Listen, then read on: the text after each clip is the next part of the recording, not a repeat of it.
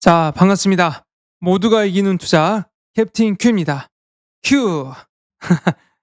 자, 오늘도 제 채널에 와서 구독해 주신 이 구독자 여러분 다시 한번 진심으로 감사드립니다.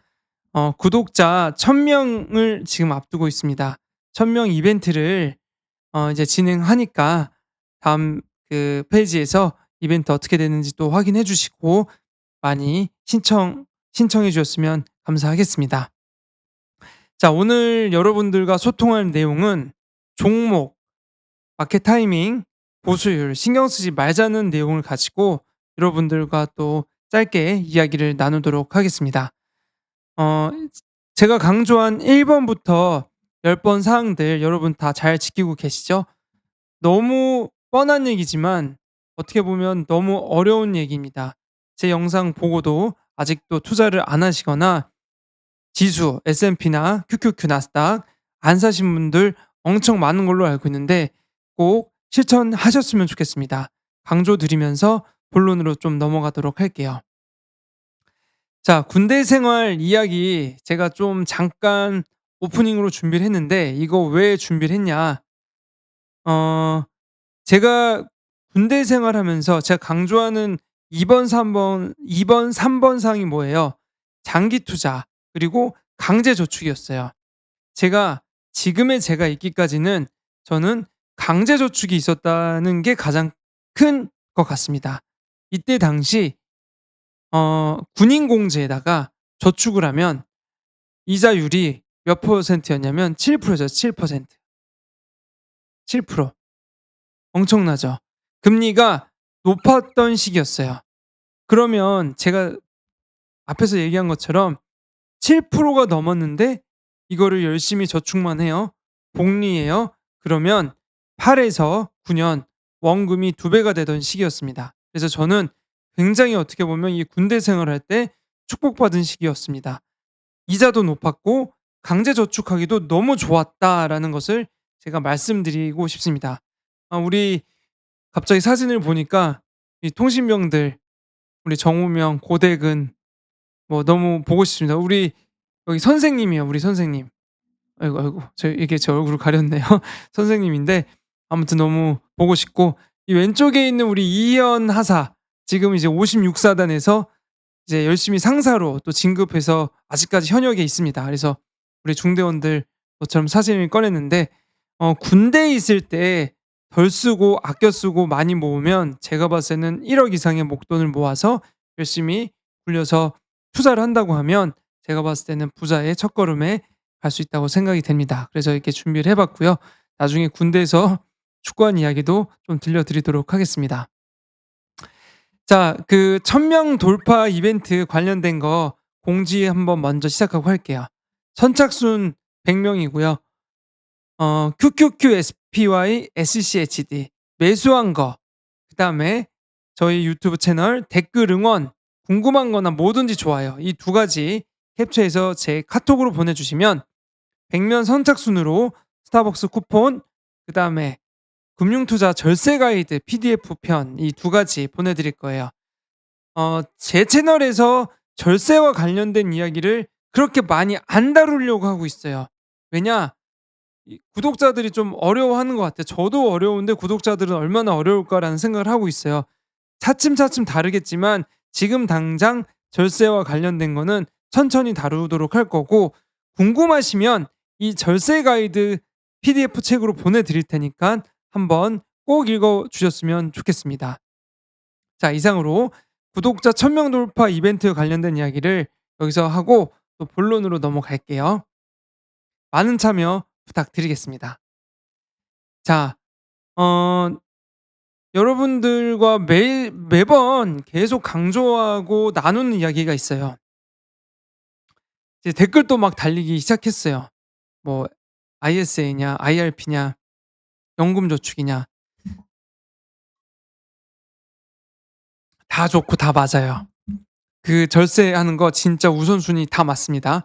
다만, 다만 이제 제 채널에 사회 초년생들이 많기 때문에 제가 강조하는 부분은 절세는 할 수 있으면 가장 좋은 방법인데 일단 여러분들께서 절세를 하기 시작하기 전에 소정의 어떤 목표를 좀 만들었으면 좋겠어요. 쉽게 얘기하면 여러분, 강제 저축해서 1억 을 못 모으잖아요. 투자로 1억 벌기 진짜 힘들어요 사실은. 그러니까 이런 의미에 있어서 제가 강조를 하는 거지 절세가 나쁘다고 얘기하는 게 절대 아니니까 이 점도 꼭 유의해 주셨으면 좋겠습니다. 자, 그래서 아직까지 자기가 계획한 대로 목돈을 모아 보지 못한 구독자나 이런 사회 초년생이 있다고 하면 종목, 절세, 마켓 타이밍 이런 거 신경 쓸 때가 아니다. 일단은 1억 한번 모아 보자. 강제 저축으로. 그게 제가 봤을 땐 가장 큰 첫 단추인 것 같다는 생각이 들고요. 그리고 단타, 특히 짤짤이 뭐 플러스 3% 마이너스 3% 얼마를 벌었네. 의미 없습니다. 왜냐? 단타로 흥한 자 단타로 망해요. 이거는 이 격언이 증명합니다. 그냥 묻어두고 수면제 먹고 그냥 확 10년 지나는 게 훨씬 돈을 많이 벌어요. 그래서 계속 강조하는 거예요. 일단 자기 계발, 연봉을 올리고 소득을 올리고 근로자로선 부자가 되는데 또 한계가 있습니다. 그러니 사업을 할 수 있는 부분들이 있다고 하면 또 이것도 같이 노력을 해 보는 게 너무 좋겠다는 생각이 듭니다.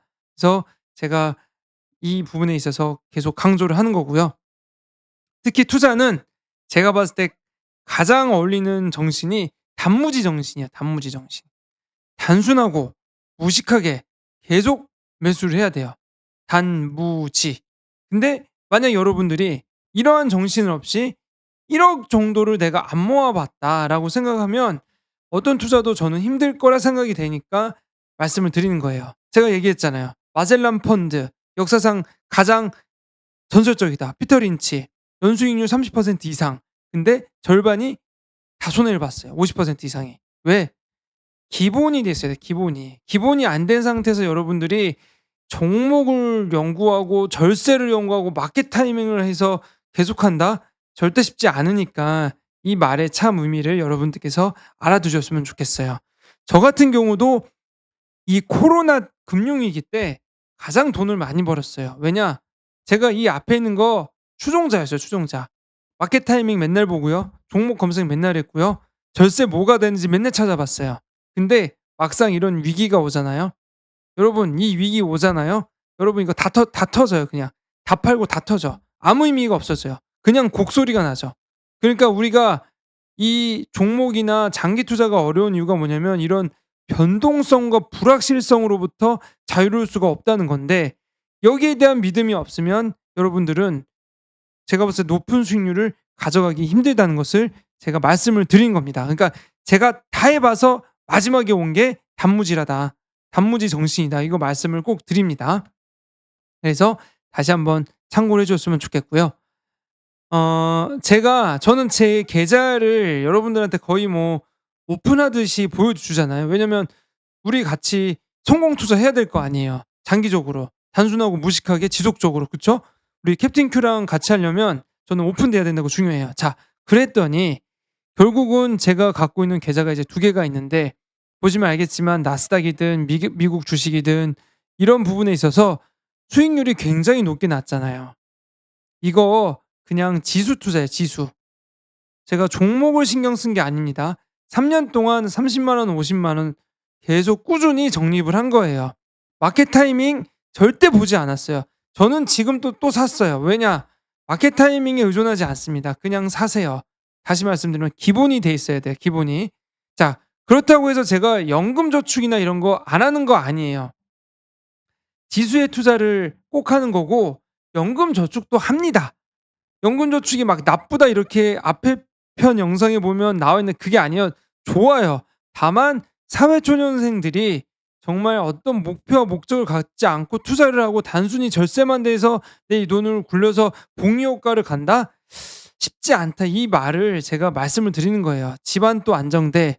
예를 들어 뭐 부동산도 안정돼. 뭐도 안정돼. 다 안정돼. 변동성도 없어. 차도 있어.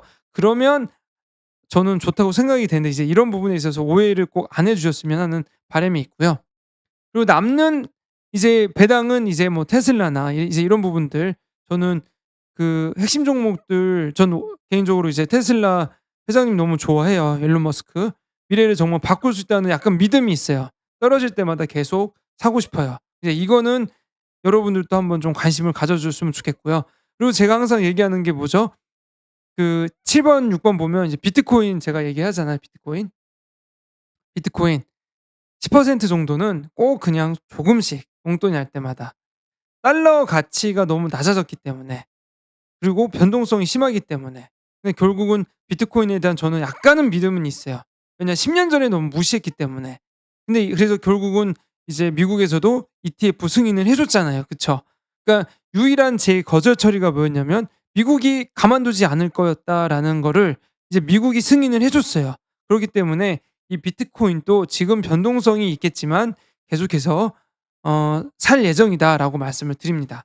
그래서 보시면 알겠지만 그냥 지수에 삽니다. 지수. 종목 절대 보지 않아요. 이거 다 지수 투자예요. 마켓 타이밍 보지 않아요. 그쵸? 근데 마켓 타이밍을 안 본 투자가 제일 제가 봤을 때는 '장기 투자하기 너무 좋았다.' 자, 그런데 여기 보면 도지가 있어요. 도지랑 이런 거는 이제 제가 좋아하는 이제 밈 투자죠, 밈. 개는 배신하지 않는다, 개. 저는 믿음은 있어요. 그래서 어 강아지를 워낙 좋아하는 입장에서 이제 이런 건 소액으로 그냥 짬짬이 투자 한번 해 보는 겸으로 제가 넣어 놓은 겁니다. 그래서 믿음이 있습니다. 이 도지랑 시바이누, 그 걔는 아무튼 배신하지 않을 것 같아서 제가 샀고요.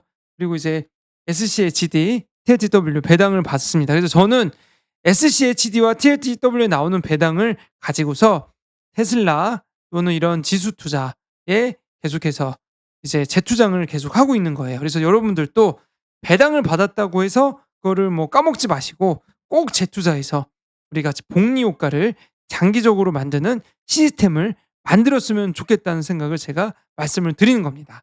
그래서 혹시 다시 한번 말씀드리지만 IS나 뭐 절세 계좌 이런 게 나쁘다는 의미가 아님을 다시 한번 또 같이 말씀을 드릴게요. 자, 넘어가 보도록 하겠습니다. 자, 제가 그 이제 구독자님들 나중에 한번 좀 풀겠지만 질문 중에 이런 질문이 있어요. "어떻게 해서 자산을 이렇게 형성을 했냐?"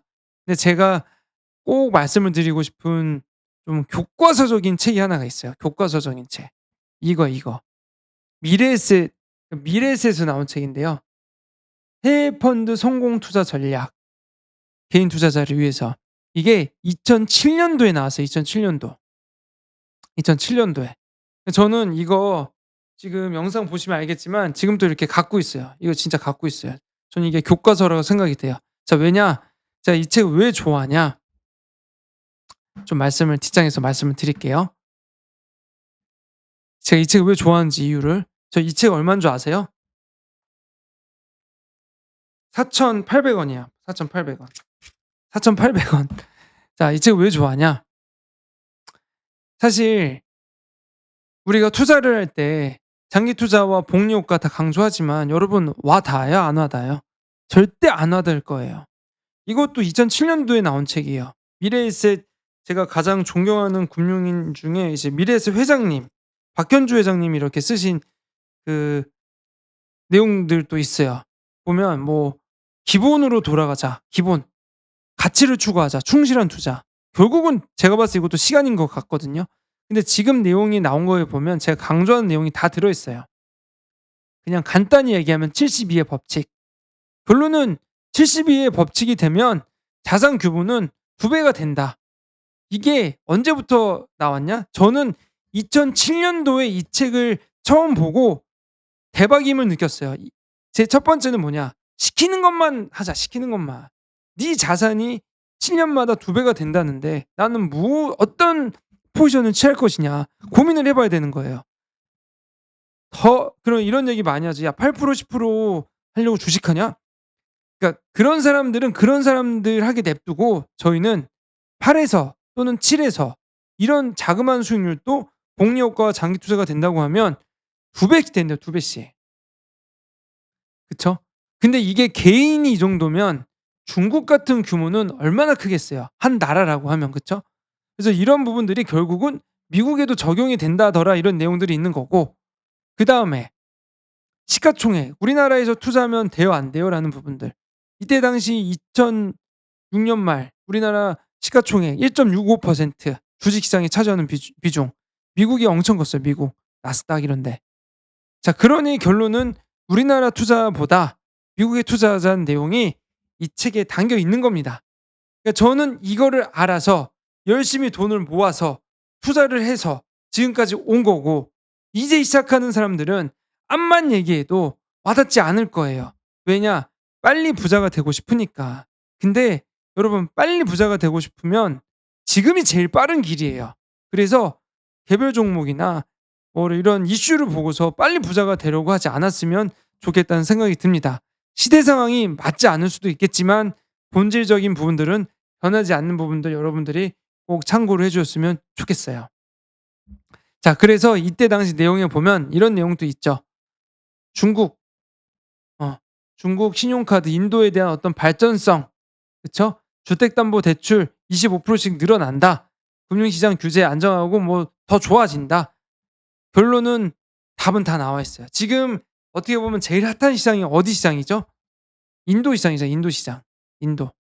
요즘 인도 ETF가 그렇게 또 뜨고 있다고 합니다. 그러나 또 고민하셔야 돼요. 인도로 갈 것인지 미국으로 갈 것인지. 근데 저는 인도보다도 미국을 선택했기 때문에 좀 더 안정성이 있고 좀 더 불확실성으로부터 자유로울 수 있다. 그래서 저는 이제 미국을 투자하는 거고, 조금 더 공격적으로 내가 투자를 하고 싶다? 그럼 뭐 인도 한번 신경 써주시면 좋을 것 같아요. 중국은 아닌 것 같아요. 저는 아직도 중국은 아니다라고 그냥 개인적인 이야기를 말씀을 드립니다. 자, 여담이 길었지만 다시 말씀드리지만 이미 답은 나와 있었어요. 장기 투자 70의 법칙. 그냥 오랫동안 꾸준히. 이걸 언제 알았냐? 2007년도. 2007년도에 2007년도. 다 답이 나와 있었어요. 그러니까 미래에셋이라는 금융회사도 지금처럼 엄청 성장할 수 있었던 이유는 국내 주식 투자 비중을 줄이고 결국은 해외에다가 돈을 많이 맡겨서 그렇게 된 게 아닐까라는 생각을 합니다. 어떻게 보면 너무 간단한 얘기인데 어떻게 보면 너무 성견지명이 있었죠. 저는 이 얘기만 10년 동안 계속하고 있고, 어떻게 보면 미래에셋은 20년 30년 전부터 이 얘기를 계속하고 있었던 거예요. 그쵸? 그만큼 시간의 복리 효과가 누적이 발달돼서 이런 결과를 가져왔다고 생각이 됩니다. 그 차이가 너무 컸어요. 그래서 이거와 관련된 이야기를 한번 좀 더 여러분들과 나누도록 하자고 하면, 이제 이런 이슈가 있어요. 제가 군인이었잖아요. 제가 군인이었어요. 네, 여러분들 이제 이거 한 번만 좀 나눠 보고 싶어요. 제가 이제 군대 후배들한테 "제발 군인 공제 좀 하지 말라라." 이렇게 싹싹 빌었었어요. 싹싹 빌었어. 정말 찾아다니면서 빌었어. 빈 이유는 하나야. 빈 이유 이따 나와요. 제 영상 끝까지 보면 나올 거예요.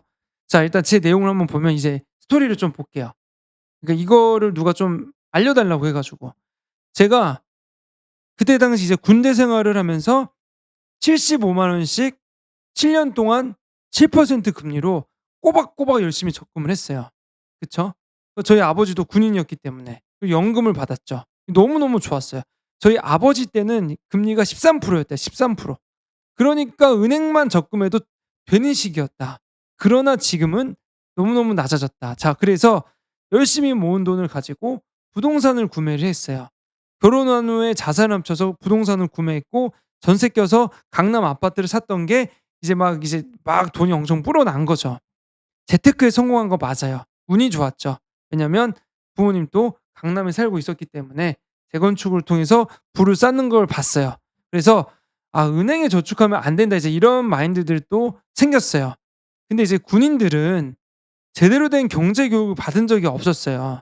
제가 제가 사실 지금이야 뭐 여러분들이 좋은 댓글을 달아주지만 이때 당시만 해도 보면 알겠지만 "미국 주식을 투자해야 된다. 뭐를 해야 된다. 저축하면 안 된다."라고 얘기를 하면 전 이제 거의 사기꾼 취급을 당했어요. 사기꾼, 반사기꾼. 근데 여러분, 이때 당시 은행 이자가 1 년에 2.9% 였어요. 2.9%. 아니 2.9%를 투자할 바에는 미국 주식이나 뭐 이렇게 좀 다른 펀드나 투자하는 게 더 낫지 않겠냐. 정말 이때만 해도 계속 사기꾼이었어요. 자, 근데 봐 보세요. 제가 얘기했잖아요.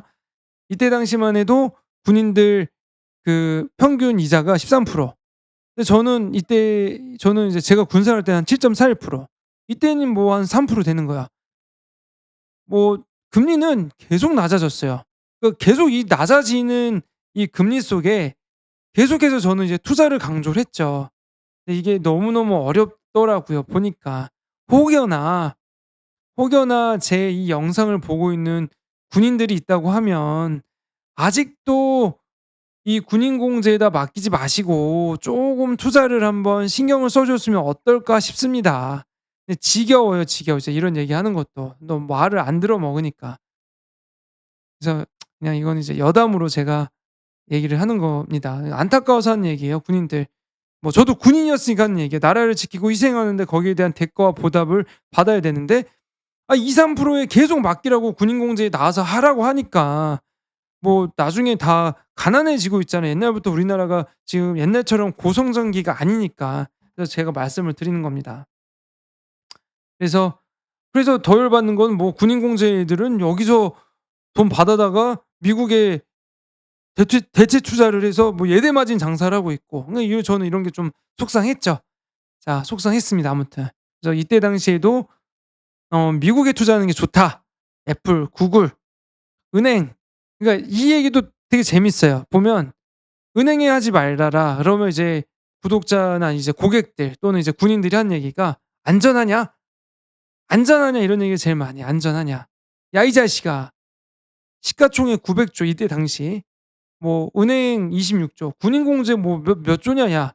야 안전하다는 의미를 어디다 둘 것이냐. 정신 좀 차려 봐라." 자, 그만큼 우리나라가 이제 금융 문맹에 다 이제 세뇌가 돼 있던 거. 제일 좋아하는 단어가 뭔지 아세요? 예금자 보호법. 예 예금자 보호법 된다고 하면 그냥 귀신 또 그냥 다 일단 1 등이야.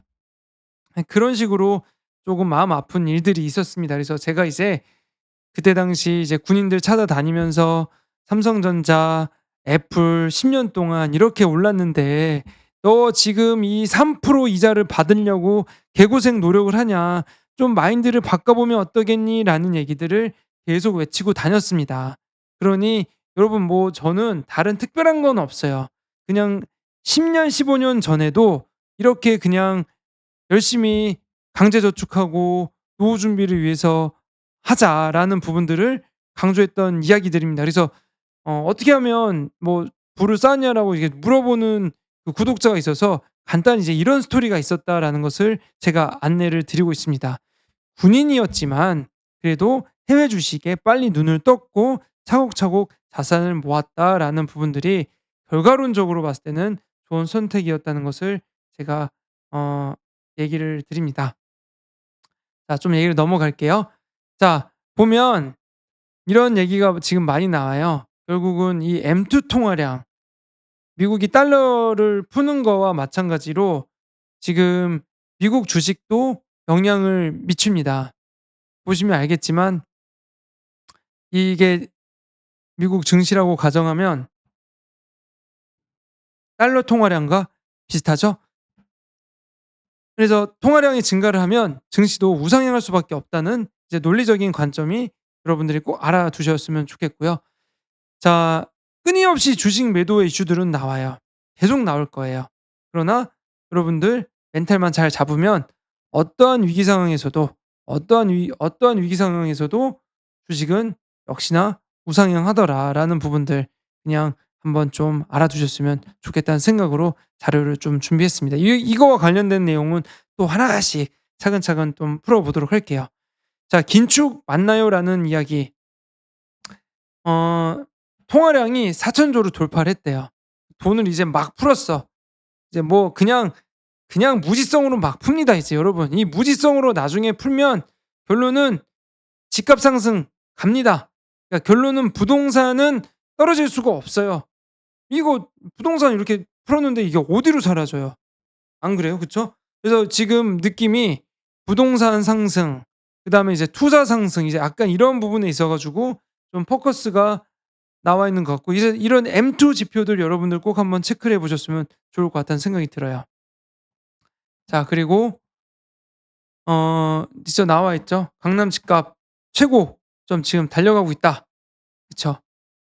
지금 뭐 "속출하고 있다." 매수 심리 자극하고 있고, 와 지금 이게 지금 뭐 말이 됩니까 이제? 그 4,000조를 풀었으니 이 돈이 어디로 가겠어요. 이제 인플레로 나타나겠죠. 그쵸? 그러니, 그러니 지금 사라는 거예요 여러분. 주식, 부동산 지금이 제일 싸다. 무조건 지금이 제일 싸다라는 격언이 저는 지금 경제 상황에서도 틀린 게 아니라고 생각이 됩니다. 개인적인 성향이니까 개인적인 생각이니까 참고를 해 줬으면 좋겠어요. 자 마지막 이것만 하고 이제 오늘 마치도록 할게요. 포모 현상이라고 있어요, 포모 현상. 자 엔비디아가 10년 동안 뭐 500 배가 올랐다. 700 배가 올랐다. 그쵸? 지금 주식이 엄청 올랐다. 남들은 이렇게 한다더라. 이제 여기에 대한 비교 또는 놓치는 것에 두려운 현상을 이제 포모 현상이라고 해요. 여러분 이런 현상 너무 걱정하지 않으셨으면 좋겠어요. 그냥 지나간 것은 지나간 거고 현실에 좀 더 집중을 했으면 좋겠고 뭐 챗GPT가 알려준 내용을 좀 요약하자고 하면 SNS 너무 많이 안 봤으면 좋겠고 현실에 집중하자. 그리고 좀 더 긍정적인 사고 이제 이런 것들 여러분 아마 포모와 관련된 것들 요즘은 SNS가 너무 많이 발달해서 비교하는 부분들 때문에 굉장히 위축되고 심리적으로 안정감을 많이 못 느끼는 것들이 많을 것 같은데 어 안 그랬으면 좋겠습니다. 그래서 혹시 포모 현상을 겪고 있는 우리 뚜니래 캡틴 큐 구독자 여러분들 저한테 연락 주시면 같이 또 고통을 나누면서 성장할 수 있도록 하겠습니다. 오늘 준비한 영상은 이제 여기까지인 것 같아요. 그래서 아무튼 여러분들 지금까지 시청해 주셔서 다시 한번 진심으로 감사드리고 구독자 1,000 명이 지금 어쨌든 빠른 시간에 넘었는데 너무너무 감사드립니다. 궁금한 점은 제 이메일이나 카톡 언제든지 편하게 보내 주시고 구독, 좋아요 마음에 드셨으면 알람 설정 부탁드립니다. 네 여러분들과 함께 소통하면서 성장하는 채널이니깐요. 많은 의견 남겨 주시면 그걸 토대로 또 영상도 제작해 보고 또 더 재미있게 한번 노력을 해 보도록 하겠습니다. 이거를 제가 이제 편집을 하지 못하고 처음부터 끝까지 원 테이크로 찍다 보니 뭐 좀 내용도 틀리고 말 실수하는 부분들도 있는데 좀 양해 부탁드리고 예쁘게 봐 주셨으면 좋겠습니다. 자 그러면 남은 주말 정말 잘 보내시고 또 7월 시작된 한 주 힘차게 파이팅 될 수 있도록 응원하겠습니다. 감사합니다. 파이팅!